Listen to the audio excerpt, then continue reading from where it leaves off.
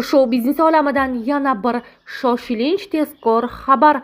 Komila Lolo nomi bilan tanilgan taniqli blogerning to'yida nima bo'lganini ko'ring.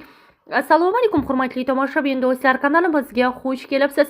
O'zbek hamda jahon shou biznesi olamidagi eng tezkor va qaynoq yangiliklarni o'tkazib yubormaslik uchun kanalimizga obuna bo'lib, videoroliklarimiz davomida bor yo'g'i bir donadan like hamda podpisatsiya tugmachalarini bosib qoldirishni unutmang. Komila Lolo nomi bilan tanilgan Kamila Vladislavovna o'zining yana bir quvonchli yangiligini muxlislari bilan bo'lishdi. U Instagram sahifasiga joylagan video post orqali 24-aprel kuni to'yi bo'lganini ma'lum qildi. U post ostida 24/04/2026 baxt oddiylikda deya izoh qoldirgan.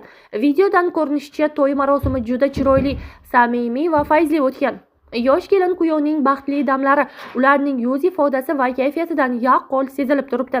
Ijtimoiy tarmoqlardagi izohlarda esa kuzatuvchilar ularga baxt tilab, samimiy tabrik so'zlarini yozishmoqda.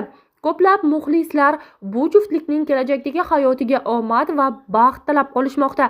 Komila Lolo boshqa bloger va aktrisalardan o'zining hazil mutoyibaga boy uslubi, yuqori kayfiyat ulashishi hamda sodda va samimiy xarakteri bilan ajralib turadi. Shu sababli u keng auditoriya orasida o'z o'rnini topgan ijodkorlardan biri sifatida tanilgan. Biz ham ushbu yosh oilaga mustahkam baxt, sog'lik va oilaviy tinchlik, xotirjamlik tilab qolamiz. Azizlar, fikrlaringizni albatta izohlarda yozib qoldirishni unutmang. Sizning fikringiz biz uchun muhim ahamiyatga ega.